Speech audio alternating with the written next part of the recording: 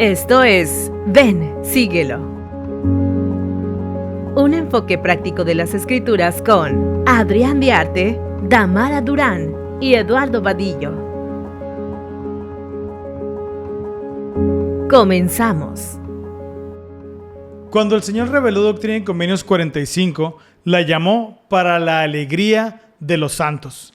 No porque las circunstancias en ese momento fueran fáciles.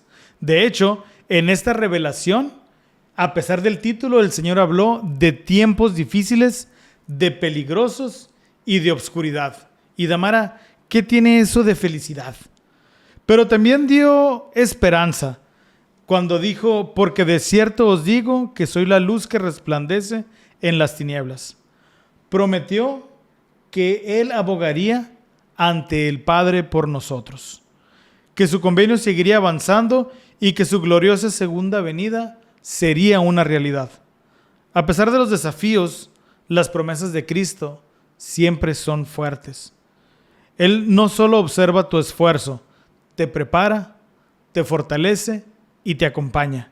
Así que a disfrutar de este tema que estudiaremos esta semana. Si caminas con Cristo, aunque hay obscuridad, sus promesas se cumplirán. Así es. Bienvenidos al capítulo 19. Esta semana estaremos estudiando 2 de los 4 puntos que vienen en el programa de Ven, Sígueme, de la semana del 5 al 11 de mayo. Y la escritura es Doctrina y Convenios 45. Sección 45, así es, Adrián. Muchas gracias por la bienvenida. Y como sabes, a mí me encanta el contexto histórico. Entonces, para aterrizar un poquito en lo que estaban pasando los santos, lo venimos diciendo en capítulos pasados. Los miembros, era muy nueva la iglesia, entonces la organización prácticamente apenas estaba dando las pautas para cómo guiarse los miembros de la iglesia o las leyes a seguir, como la sección pasada. Y entonces ellos... Como un niño, Damara, que aprende a golpes, claro, cayéndose. Esperamos que no demasiados golpes, pero sí, iban aprendiendo conforme iban avanzando. Yo imagino un Padre Celestial muy amoroso y paciente para con ellos, porque era de, a lo mejor, caer, y José Smith a lo mejor no sabía cómo y tenía que pedir revelación al Señor. Uh-huh. Y él iba dando en las secciones, y conforme vamos aprendiendo las secciones, vamos aprendiendo más del amor que el Señor tenía para ellos, ¿no? Para irles enseñando esto. Y como bien lo dijiste en la introducción, esta sección viene siendo algo para alegrarse para ellos, saber que a pesar de que podían tropezar o equivocarse, había alguien que iba a interceder por él. Así es. Por ellos, perdón. Viene siendo como un bálsamo que te dice, a pesar de que va a pasar esto, claro, y los tiempos son difíciles y son oscuros, Cristo va a venir nuevamente. Claro, ¿no? porque esta sección habremos de saber que habla sobre la segunda venida. Así es. Y creo que esto puede dar miedo a algunas ocasiones, ¿no? Puede dar miedo o puede dar esperanza. ¿Cómo te estás portando? Depende. Y para tomarlo, ¿no? ¿Ya quieres que se acabe el tiempo de probación? ¿O necesitas un poquito más? Bueno, fíjate que el primer tema que vamos a tocar precisamente se encuentra en Doctrina y Convenios 45, capítulos 1 al 5, versículos del 1 al 5. Y el título de esta sección es Jesucristo es mi intercesor ante el Padre. Nosotros sabemos que Jesucristo pues es el creador y también será el juez, será quien nos juzgará. Y si lo ponemos en un contexto, Damara, que el juez sea el mismo que te va a defender, uno diría, pues ya la hice, ¿no? Si el que me va a defender es quien me va a juzgar, ya la hice, ya estoy del otro lado. Pero hay que recordar que uno de las características de Jesucristo es su justicia, pero también su misericordia. De hecho, la lección contempla un video de una parábola que habló el elder Boycott Packer, que se llama, se me escapó el nombre, pero les recomiendo que la vean. Esta semana viene en los materiales de ayuda de Ven, Sígueme, y es muy interesante ver la combinación al momento en que el muchacho está siendo juzgado, que decía, y no hay espacio para la misericordia. Y entonces quien lo acusaba decía, sí, pero no hay espacio para la justicia. Ajá. Y entonces es una excelente analogía Elder Boy Capacker de mis favoritos y con su voz, escucharla en inglés es un deleite, ¿no? Sí, El Mediador se llama. El Mediador. Para que lo busquen, muy bueno está. Además la música está muy bonita. Claro. ¿Ok? Bueno, la parte central de estas escrituras, del 3 al versículo 5, dicen: escuchad, pueblo mío, vosotros que moráis en la tierra, y oíd las palabras de aquel que es Dios de vuestra redención. Yo que abogo por vosotros ante el Padre, diciendo: he aquí el padecimiento y la muerte de aquel que no cometió pecado. Por tanto, Padre, perdónalos. No es que la justicia o que la misericordia le robe a la justicia. La justicia queda sanada con el pago de Cristo. Así es. Y como Él no pecó, Él puede hacer ese pago ante el Padre por nosotros. Me enternece un poquito esto de saber que Él, aunque no tuviera ninguna culpa, aún así estaba dispuesto a pagar por nosotros, o estuvo dispuesto y está dispuesto, ¿no? Nosotros, por el simple hecho de ser sus hijos amados, creo que merecemos esa chance, ¿no? Así es. Y Damara, muchas veces nosotros, cuando vemos que Jesucristo, aunque sabemos que Él ya pagó, aunque sabemos que Él puede interceder, sucede algo muy común. Muchas veces, a lo largo de la vida, cuando vamos pecando, cuando vamos adquiriendo experiencias y nos equivocamos, podemos llegar a sentir que no somos dignos de ese pago Claro. que Jesucristo hizo. Y este tema es mucho más común de lo que podemos imaginarnos. De hecho, en nuestra vida diaria existe algo que se llama el síndrome del impostor. ¿Okay? El síndrome del impostor es un término psicológico cuando, a pesar de que nosotros merecemos lo que está pasando, creemos que no damos el ancho para poder hacerlo. Es muy interesante este principio porque nos hace sentir menos, nos hace sentir socavados, nos hace preguntarnos si realmente lo que hacemos es suficiente, nos hace preguntarnos si estamos bien. Si estamos bien. Y muchas veces Satanás pretende hacernos creer que somos impostores de hijos de un Dios, merecedores de la expiación de Jesucristo. Claro. Ha de ser una herramienta muy potente de Satanás, hacernos sentir insuficientes, ¿no? También, si lo pensamos de una manera en la que el Señor nos puede ayudar, parte de arrepentirnos es sentirnos tal vez esos sentimientos de insuficiencia como para buscar arrepentirnos, ¿no? Así es. Puede ser, pero cuando ya creo que se vuelven muy profundos esos sentimientos de no suficiencia, de ser no suficientes, y nos llevan a una depresión, creo que debemos de saber reconocer que Satanás está obrando en contra nuestra, ¿no? Así es. En 1978 el término fue acuñado por Pauline Clance y Susana Imes y descubrieron cómo personas capaces, merecedoras del éxito, sentían que eran lo contrario, que no merecían el éxito y que comúnmente merecían ser descubiertos como fraudes. Wow. Satanás utiliza este mismo patrón en lo espiritual. A pesar de los esfuerzos que hacemos, a pesar de portarnos bien, de participar de los sacramentos, Satanás constantemente nos susurra al oído y nos dice: no perteneces a ese grupo, no perteneces a esa comunidad de santos, no eres suficientemente digno para participar de los sacramentos, no eres digno de irte a la misión. No mereces el perdón del Señor. Algún día descubrirán que eres un impostor. Okay. ¿Okay? Satanás constantemente está tratando de hacernos sentir no merecedores, insuficientes de la verdad espiritual que Cristo ya pagó por nosotros. Me recuerda a una parte, perdón, Adrián, en la lección viene sugerido el discurso del Elder Dale G. Ranlau, ¿cómo se pronuncia? Ranlau. Algo así. Entonces, me encanta ese discurso. Creo que está bellísimo. Si tenemos oportunidad de escucharlo, leerlo en casa, es precioso.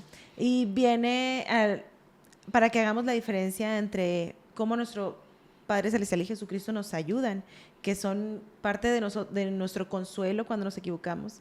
Que si le estuviera el Padre Celestial y Jesucristo enseñando a caminar a un niño, Él los levantaría y le animaría a seguir. Ujú. Pero si Satanás nos estuviera enseñando, dice que es el padre del engaño, de la falsedad, de empujarnos hacia abajo, ¿no? Le diría al niño, olvídalo, no lo sigas intentando porque no sabes hacerlo y no lo vas a poder hacer. Entonces yo creo que es el propósito de Satanás, meter esas ideas en la cabeza de que no podemos más y no lo vamos a intentar o no tiene solución. Aquí la justicia gana y no hay misericordia para ti, ¿no? Entonces es donde debemos de saber reconocer la voz de Satanás, tal vez, y escoger seguir a Jesucristo, ¿no? Es correcto, porque cuando el adversario nos llama impostores, el Salvador nos llama hijos e hijas de Dios. Él no dice, Padre, perdónalos porque Damara y Adrián son perfectos. No. El Padre dice, perdónalos porque yo ya pagué. ¿Okay? Entonces es importante entender esto. Y Damara, cuando estaba estudiando esta lección y estaba viendo que Jesucristo es nuestro, quien intercederá por nosotros, recordé una experiencia que tuve de niño. Entonces, pues la voy a platicar, ¿verdad? Muy bien. Si me permites. Claro Creo sí. que ya lo he Anécdotas. platicado. Ya lo he platicado en otra ocasión, pero aquí la voy a platicar otra vez. Cuando tenía 10 años de edad, un buen amigo que tú conoces, cuyo nombre no diré, Muy inteligentemente. jugábamos mucho en el parque y jugábamos en la casa, pero en una ocasión, a unas 4 cuadras de nuestra casa, porque éramos vecinos, había un centro de maquinitas y de golfitos, de esas mesas donde juegas, donde le metes una moneda y se abren créditos o caen pelotas y juegas con Claro. ellas, ¿no? Entonces, no sé cómo, no me acuerdo, descubrimos que el tamaño de las monedas de 1,000 pesos En de aquel aquel entonces. tiempo, que tenían a una Sor Juana Inés de la Cruz, no sé si las llegaste Lo a ver, siento, no me tocaron. tenían el mismo tamaño de otras monedas antiguas Ok. que teníamos en casa. Ok. Y básicamente era el mismo peso, el mismo tamaño, y en el canto tenían el mismo rayado. Era fácil engañar a la Era, máquina. era fácil engañar a la máquina. Y entonces la primera vez fuimos y jugamos 2 veces y nos dimos cuenta que se engañaba a la máquina. Y al día siguiente regresamos con un bonche grande de monedas y nos las Wow. acabamos. ¿Ok? Jugamos por horas durante ese futbolito. Al tercer día volvimos a ir. Recuerdo que íbamos en nuestras bicicletas y las estacionamos en el porche, en el cerco del porche improvisado como centro de juegos. Y sacamos la moneda y la echamos y empezamos a jugar. Y entonces la persona encargada de administrarlas, Claro. un señor ya de una edad adulta, levantó la mesa para ver el mecanismo y ver qué monedas estábamos utilizando. Pues no bien levantó la mesa, nosotros salimos corriendo. ¿Ok? Cada uno de nosotros se subió a la bicicleta Wow. correspondiente y yo agarré por un lado, él agarró por el otro. De los nervios que llevábamos, solamente pude ver que esta persona siguió a mi amigo, no me siguió a mí. Digo, yo era más chaparrito y gordito, debería ser más fácil cacharme a mí. Pero él, a lo mejor por el tamaño de mi amigo, por verlo más grande, decidió perseguirlo a él. Y entonces recuerdo que yo me fui directamente a mi casa, tiré la bicicleta donde no se viera y me subí a un segundo piso. Y ahí estuve toda la tarde llorando de remordimiento, de miedo, sin saber qué había pasado con mi vecino. No sabía si lo habían agarrado, si lo habían llevado a la policía. Y pues de 10 años uno se imagina muchas cosas y tampoco había como que WhatsApp o celulares para Es lo que te iba a preguntarle decir. dónde estaba, ¿no? Ajá. Pero, ¿y esto qué tiene que ver con la lección? Bueno, en la noche mi mamá llegó a trabajar y dio cena, me habló, yo no bajé y entonces respetó mi espacio, ¿no? Me dejó. Pero entrada la medianoche yo no podía con el remordimiento, estaba con un sentimiento muy, muy, muy Claro. pesado y bajé y hablé con ella y entonces ella me escuchó, recuerdo que oramos juntos y me ayudó a entender el principio doctrinal de no robar, porque era un robo al final fraude, del día. robo. Un Ajá. fraude. Y me enseñó la importancia de ser honestos y todo esto. Muy buena lección. Fuimos juntos al día siguiente. Mi mamá de su bolsa cubrió el monto que esta persona le dijo que era, que yo me acuerdo que en ese tiempo dije, no era tanto, pero mi mamá no preguntó, ni pidió monedas, ni pidió pruebas. Ella pagó lo que la otra persona consideraba justo y me ayudó a enmendarlo. Entró la misericordia. Ella fue mi intercesora en este error. Así es Cristo. No excusa el pecado, pero nos acompaña y Él ya pagó el precio y reconcilia nuestro ser con el Padre. ¿Okay? Claro. Entonces, desde pequeño puedo entender lo que es tener a alguien que interceda por ti. Claro, Adrián, estaba pensando en nuestro Padre Celestial es nuestro Padre, ¿no? Y nos ama. Igual tu mamá es tu madre y te ama, ¿no? Muchas veces nos toca ver que alguien comete algún error y probablemente no somos muy cercanos y sea fácil apuntar con el dedo y juzgar, ¿no? Siempre les digo a mis hijos, cuando apuntas con un dedo para alguien, hay otros 3 que te están apuntando a ti, ¿verdad? Así es. Y yo estaba pensando, ¿qué tan estamos en la parte con Satanás o con Jesucristo? Somos misericordiosos. Cuando vemos que alguien se equivoca, a lo mejor no justificamos porque a lo mejor hizo algo que estaba mal. Pero tratar de entender, ¿no? O somos los acusadores. Así es. Y bueno, en este ejemplo que yo daba, Damara, mi mamá tuvo la capacidad de pagar ese dinero porque ella ya había pagado el precio de su tiempo y de su esfuerzo ante un patrón para poder recibir el dinero. Uh-huh. De otra manera, pues solamente hubiera ido a poner su cara de disculpas y hubiera habido el castigo, ¿verdad? Uh-huh. que merecía. ¿Cómo puede Jesucristo ser nuestro intercesor? Bueno, en Hebreos 4:15 nos enseña que Él vivió sin pecado. Uh-huh. Y en la expiación, explican en Alma 7 del 11 y 12, que Él padeció todas nuestras aflicciones. Ese sentimiento que yo tenía en la noche, en la cama de remordimiento, claro, Cristo lo entendió. O sea, no solamente pagó por mi pecado, sino que también entendía mi sentimiento de remordimiento. Y entonces, Cristo, a través de su expiación infinita, como lo menciona en Mosía 15, del 7 al 9, cubre nuestros pecados. Uh-huh. Y entonces, aunque nuestro hombre natural tenga miedo de ser descubierto, porque a lo mejor no nos creemos dignos, de alguna manera tener ese sentimiento no está mal, pero no eliminarlo es no confiar en las misericordias de Jesucristo. Claro. ¿Okay? Entonces, me gustaría recomendarles a las personas que nos escuchan algunas escrituras para poder entender mejor ese concepto.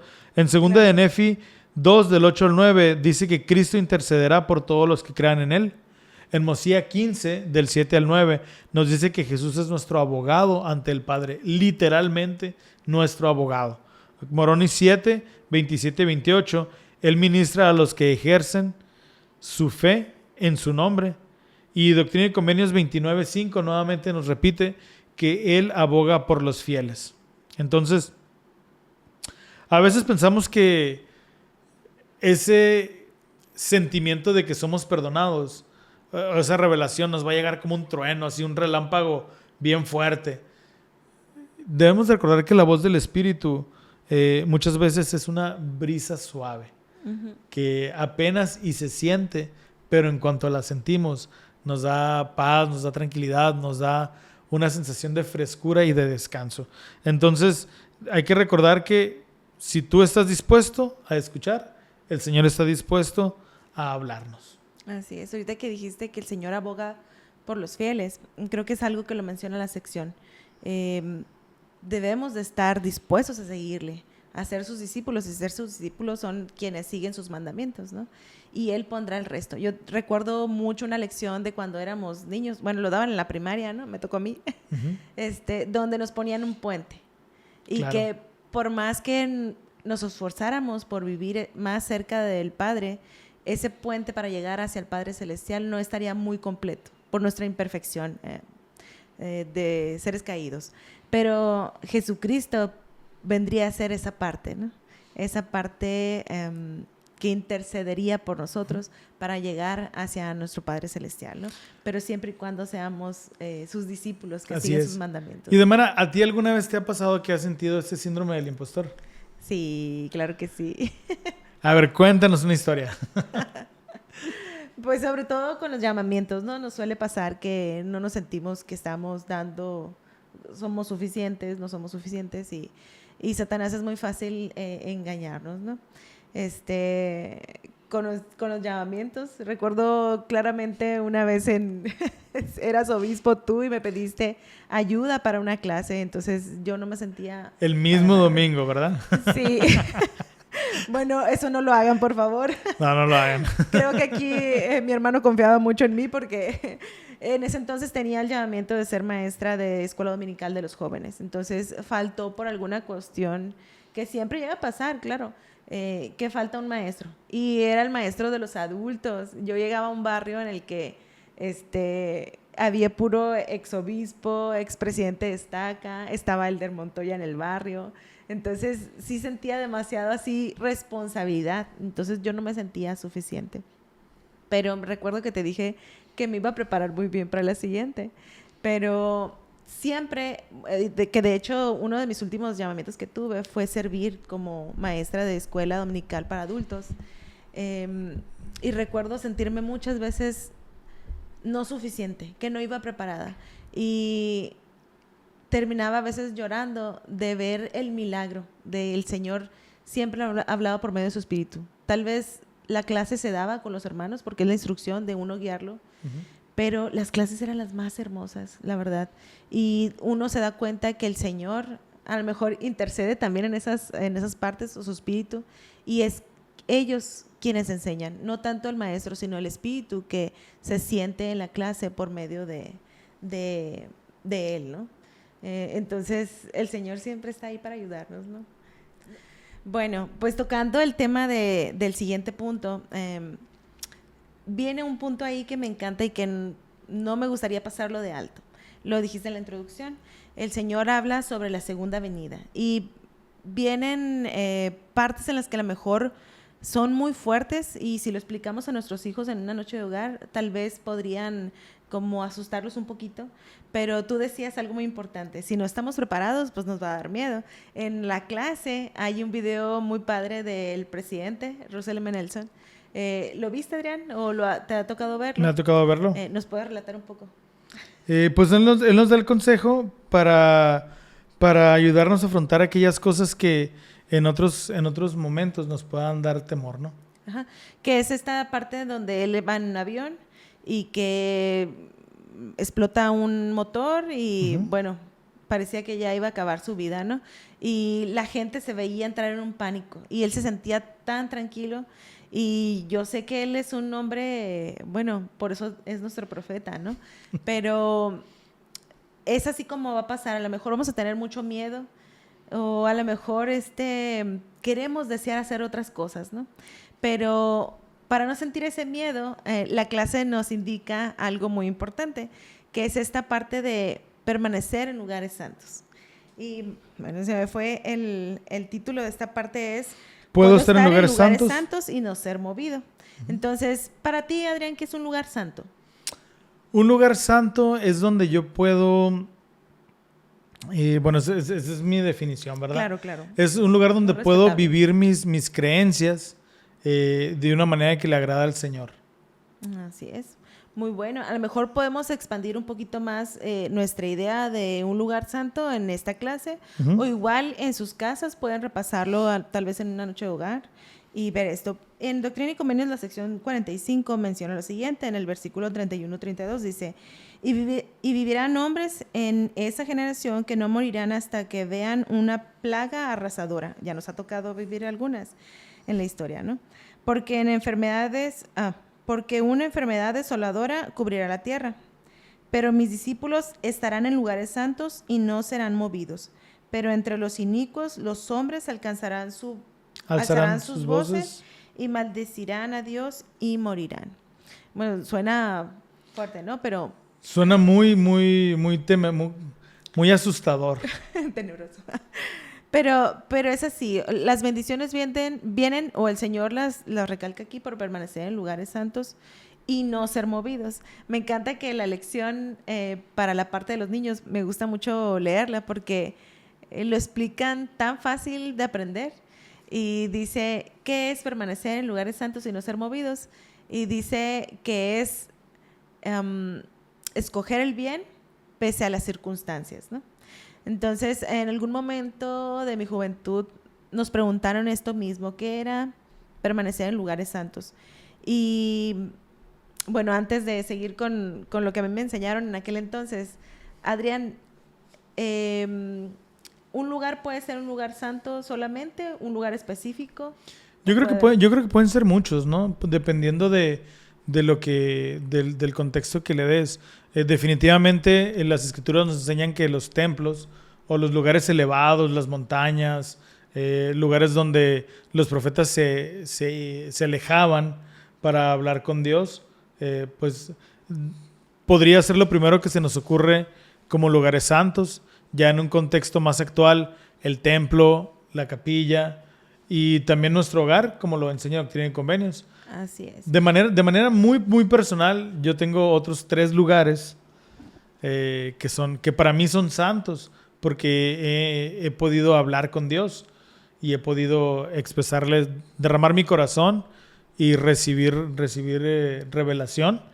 Y no son lugares ni religiosos, ni ocultos, ni privados, ni necesitas alguna tarjeta para entrar.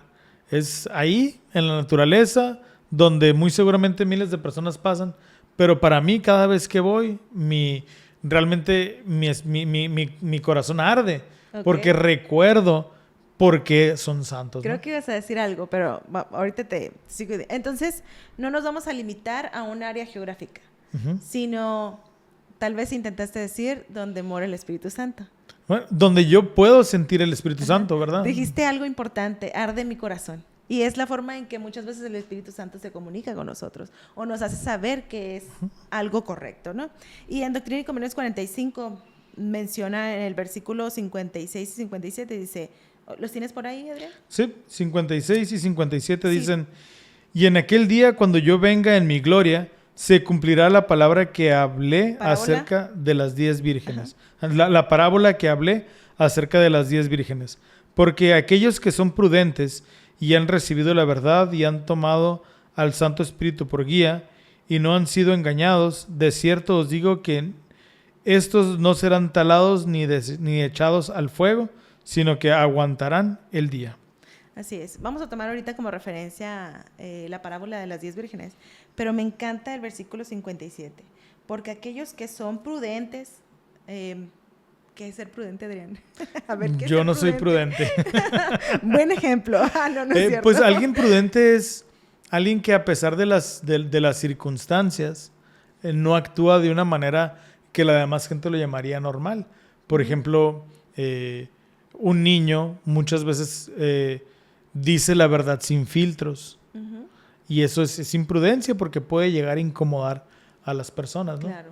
Y igual a lo mejor ser prudentes en el Evangelio es si lo que estoy aprendiendo, lo estoy diciendo y lo estoy compartiendo, Uh-huh. lo más prudente sería que nuestros hechos también hablaran lo mismo que nuestra boca, ¿no? Fíjate que por la naturaleza de mi trabajo, yo hablo mucho con mis clientes de finanzas personales y siempre les digo que una parte importante de las finanzas es que a pesar de que naturalmente conforme vayamos creciendo, después de los 25 años hasta los 58 todavía, cada vez más vamos a ganar más dinero.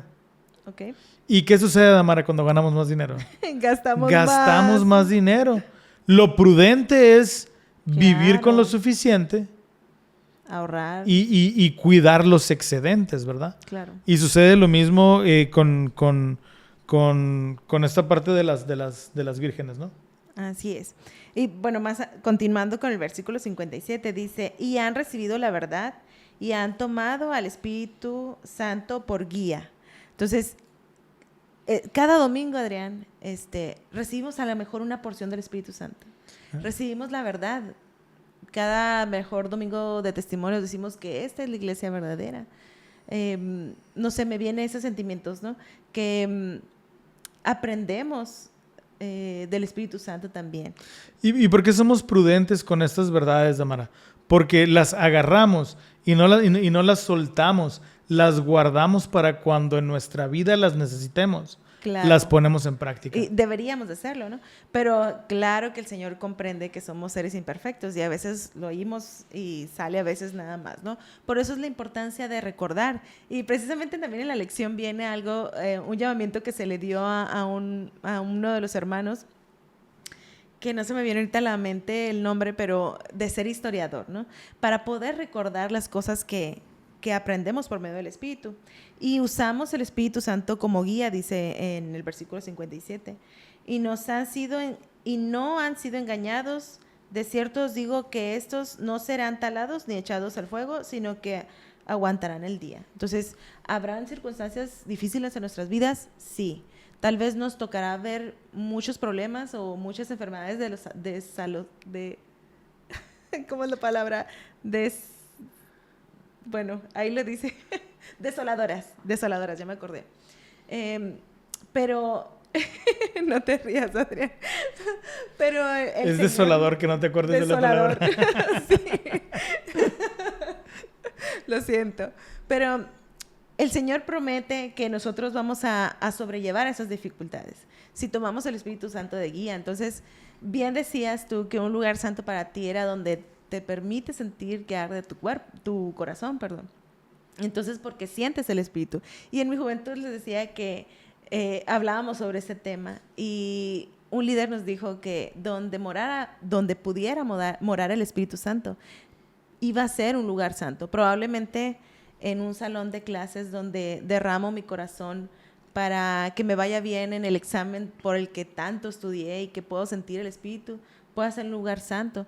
Y en la lección, creo que en uno de los discursos viene mencionado algo así como que como guía, ¿no? Para saber si es un lugar santo, donde no nos permitan seguir las enseñanzas de Jesucristo, es ahí donde debemos de prender las banderas rojas, las luces rojas, y decir, aquí no es un lugar santo, ¿no? Entonces, pasando de tema con esto de permanecer en lugares santos, y la definición que viene, y no ser movidos, y la definición que viene en la sección de los niños de la primaria, esta verdad de no ser movidos es pese a cualquier circunstancia. ¿Alguna vez te has sentido en una circunstancia en la que has sido o tratado de ser movido a fallar a tus, tal vez, convenios o a tus promesas al Señor o los mandamientos? Sí, pues yo creo que todos en nuestra juventud, que es cuando estamos más expuestos a diferentes estilos de vida, a diferentes creencias, cuando estás formando apenas tu carácter. De alguna u otra manera hemos sido tentados, ¿verdad? Víctimas. Pero te quiero contar la historia de mi amiga María Luisa, que es una converso que tuvimos ahí en Matamoros. Y entonces ella practicaba una religión cristiana y es la persona más preparada con un amor a Cristo ya desarrollado que tuve la oportunidad de predicarle. Sin embargo, en su vida y en su familia practicaban algunas costumbres contrarias a la palabra de sabiduría. Y entonces ella iba y visitaba a su mamá, y entonces cada vez que se sentaba en la mesa de su mamá le servía una taza de café. Wow. Y le decía, tómate la taza de café. Y entonces tratándola de mover de su santidad. Y entonces algunas veces ella nos comentaba que se hacía la distraída y aceptaba la taza y la ponía ahí, pero no se la tomaba. Y entonces en una ocasión fue tanta la presión o la burla y la molestia, porque estaban inconformes con que se había bautizado, que le dijeron, a ver, tómate la taza de café, ni modo que se abra el piso y te trague por tomarte una taza de café. Y entonces ella nos comentó que agarró la taza de café y la puso a un lado y le dijo, no me la voy a tomar Porque no me voy a ir al infierno por tomarme una taza de café. Pero sí me voy a ir al infierno por desobedecer un mandamiento que yo sé que es verdad. Así es. ¿Okay? Entonces, para mí, cuando ella me contó eso, yo estaba así como bien emocionado. Claro. Qué fuerte. Y esta lección me hizo recordar cómo los lugares santos no necesariamente son lugares geográficos, también son estados de obediencia que nosotros podamos llegar a tener, ¿no? Uh-huh.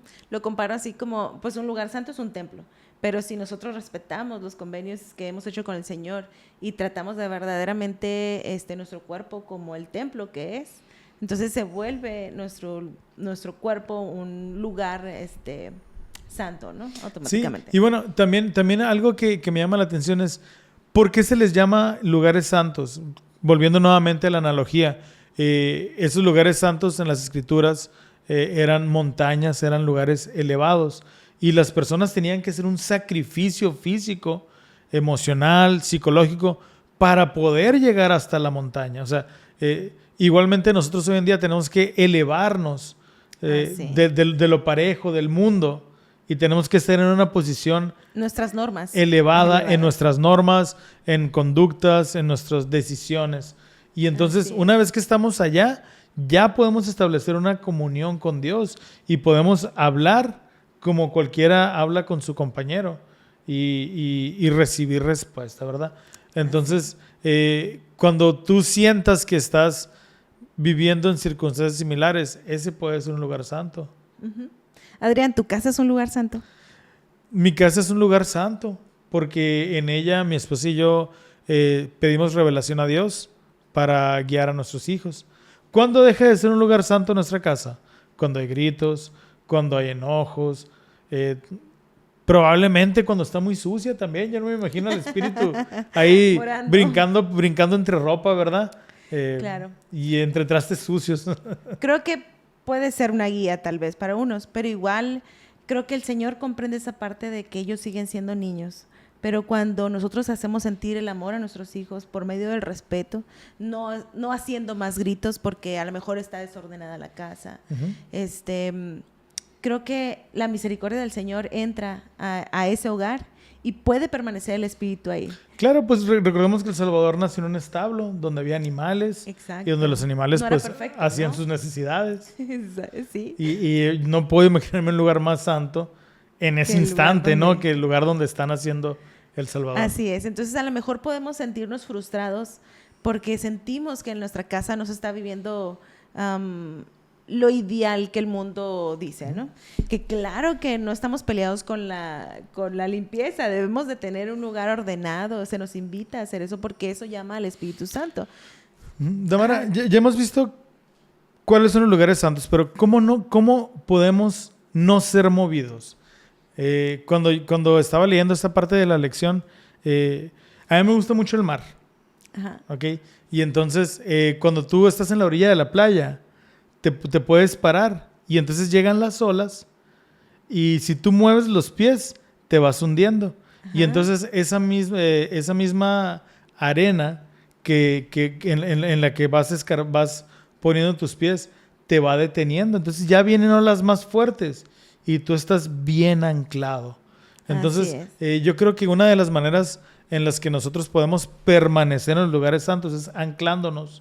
Como esta arena nos detiene, nos sostiene, y esta arena viene a ser los principios de doctrina que aprendemos, los convenios que hacemos con Dios, no solamente al bautizarnos, pero al entrar al templo, al sellarnos, van dándonos fortaleza para que las olas, que en este caso, en esta analogía de Adrián, son los problemas de la vida o las modas o las voces que nos invitan a movernos, no tengan la fuerza, pero los convenios que nos detienen, sí. Gracias, Adrián. Lo vamos a poner en un contexto bíblico, con las vírgenes.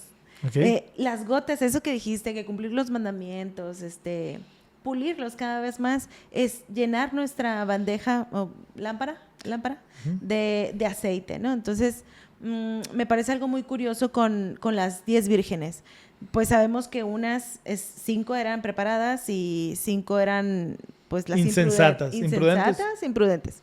Y entonces, pues unas son movidas del lugar. ¿Por qué? Porque no estaban preparadas. Tal vez lo que tú decías ahorita de cumplir los mandamientos, de hacer servicio a lo mejor, de amar al prójimo, todas las cosas buenas que nos invitan a acercarnos al Espíritu Santo, no la estaban haciendo, y entonces al momento de escuchar que ya venía el esposo, que en este caso era Cristo, pues no estaban listas, ¿no? Entonces quisieron ir a buscar de la noche a la mañana lo que uno nutre con los años, ¿no?